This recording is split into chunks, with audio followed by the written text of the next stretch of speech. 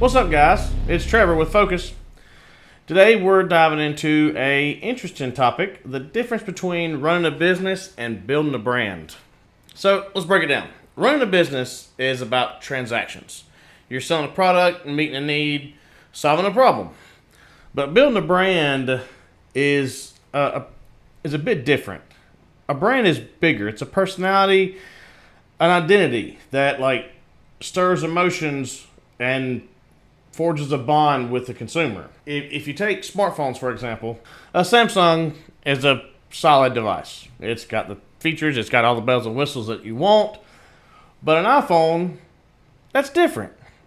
I'm not an Apple guy myself, but Apple isn't about the phone itself. It's a brand that people are connected to, almost seemingly on an emotional level. I mean, they wait in line for days to get the next device.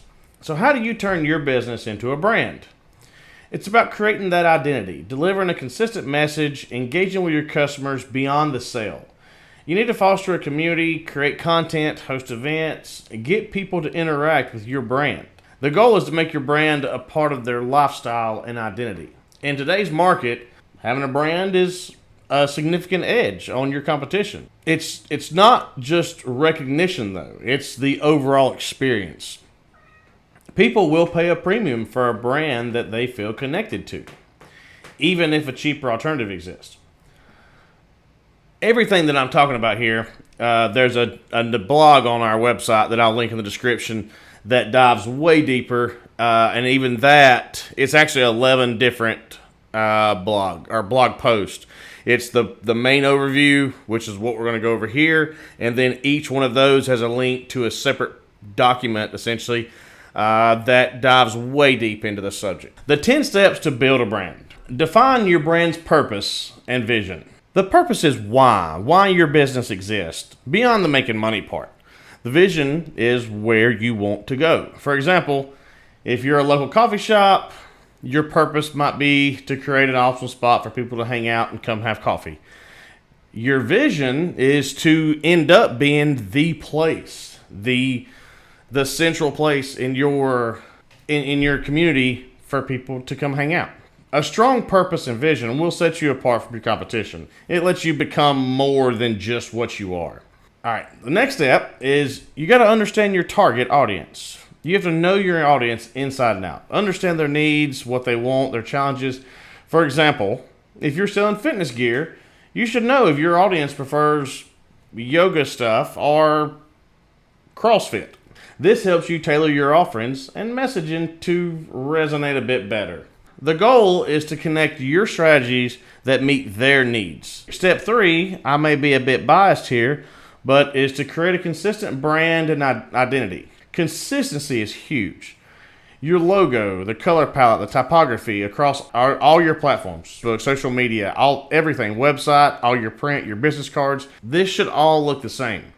You know, if you have a website that looks one way and then a business card that you got from Vistaprint for $5.99, and your flyers that every time you hand out flyers, they're entirely a different one that you did off of Canva, and the logo on the side of your truck doesn't match the one on your website or your business cards because it was what was you picked out of a screen, that looks extremely amateur. And I'm not saying you're not going to get business like that, because if you do quality work, you're probably going to get business, but you don't look the part, so to speak.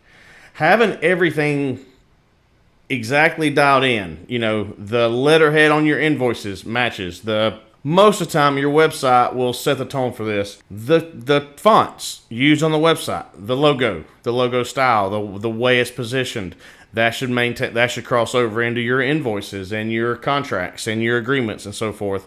Then your business card should look like that. And then the vinyl decals on your trucks and so forth. They all should be cohesive. It should match. This solidifies that brand recognition and it builds trust. Now, this one, a lot of smaller businesses are going to scoff at, but develop a unique brand voice.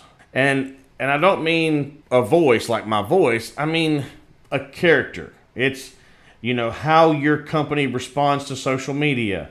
the tonality of it. You take somebody like Wendy's, for example.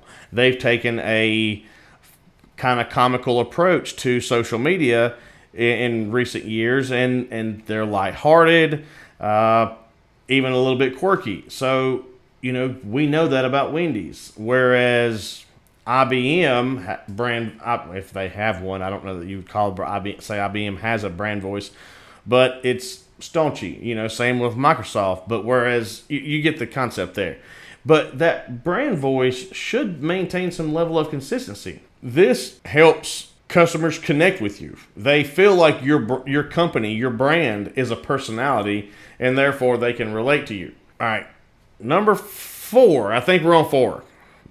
I didn't number my notes, so I think we're on 4 though. Build a strong online presence. You want to leverage social media, high quality website, and every other digital channel that you can engage with. Now, I say that with an asterisk. Every social media platform you can engage with. That doesn't mean to get on there and start a TikTok, an Instagram, an X account, a Facebook account, a Facebook page, and post 3 posts for the first 3 days, and then only post on Instagram. That does you no good. Figure out where you want to be.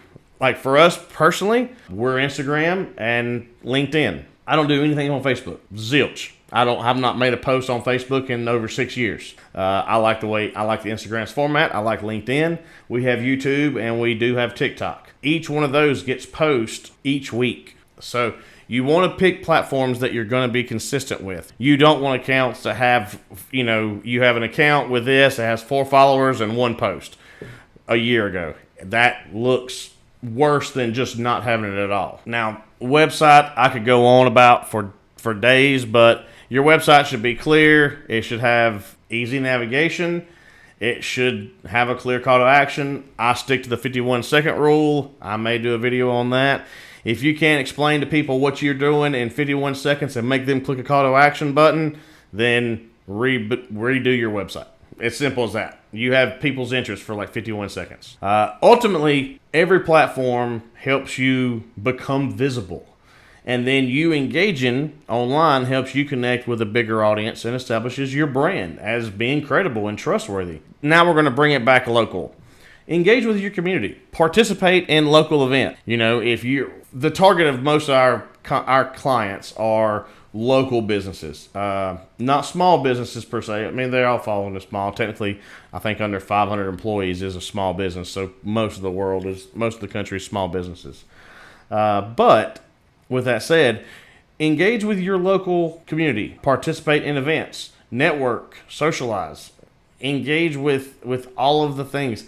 You'd be shocked at how much simply networking with your local community can grow your business. So, we have a visitor. Stormy. Let me see Stormy. Can they see you, Stormy? I don't know if they can see you. All right, go play. Go play.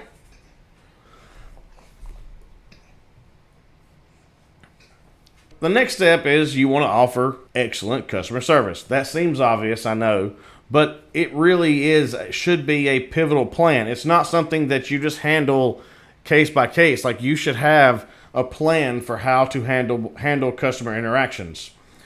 Steps per se, like guidelines, if this happens, then this. And I know as a small business, every situation is different and it's much harder. But if you set a set of guidelines down and you build upon it, every time a new scenario arrives, go home, you think about it, you write down what your solution should have been.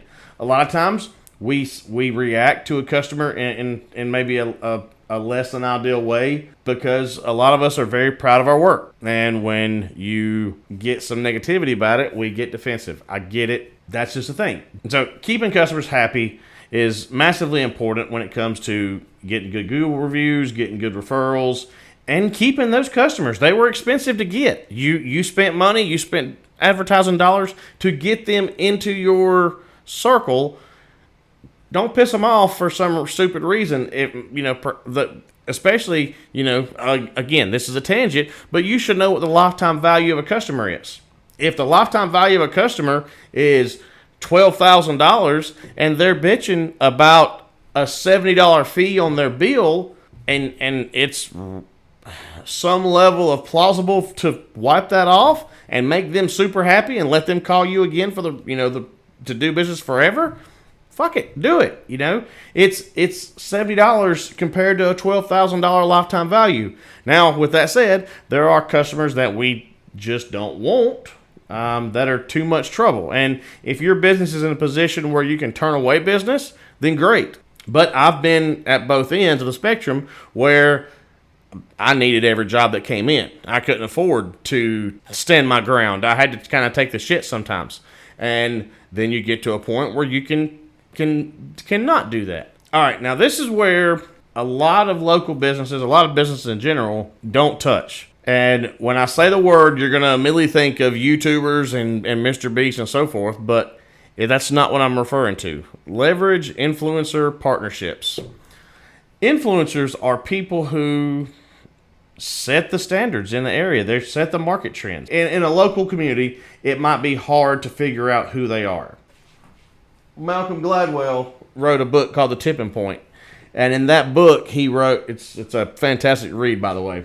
In that book, he talks about mavens, and it's people who set the trends and figuring out who those are and engaging with those people. So figure out who in your community is the trendsetters. I know that sounds silly. It may sound silly, and figure out a way to get them to talk about your business, do business with you, share their positive experience.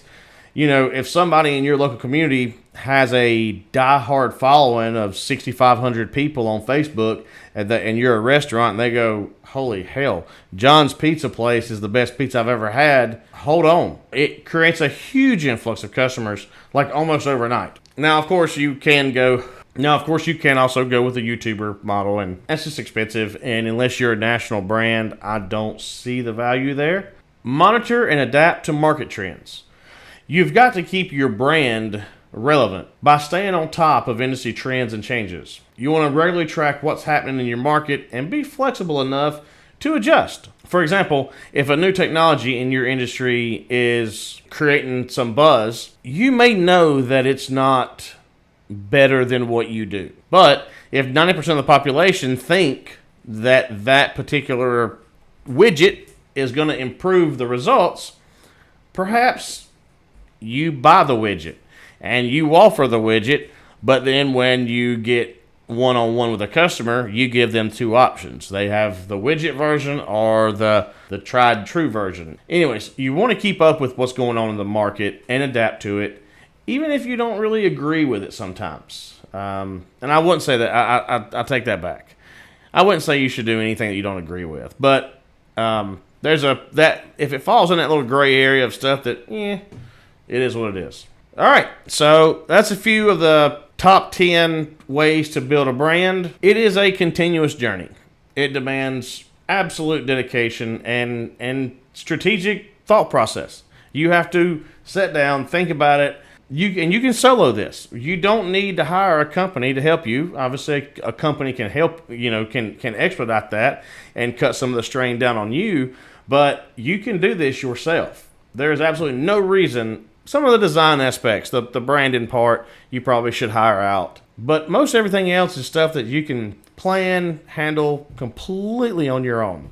But by following these steps, you can seriously, over a fairly short window of time, elevate your business into a standout brand that resonates with customers and dominates your local market. Again, like I said, we dive much deeper into each of these steps in our blog. It's down in the description. You can click the link. The first link will take you to the 10th steps, and then at the very bottom of that, it breaks down. There's basically another page for each step that dives into each one of those a bit deeper. And there's also a questionnaire that you can go there and kind of look at some questions and see some yes or no answers of, are you a business or are you a brand? That's it for today, guys. If you like the video, hit the like button, subscribe to the channel, or share your thoughts in the comments below. Until next time, keep hustling and stay focused.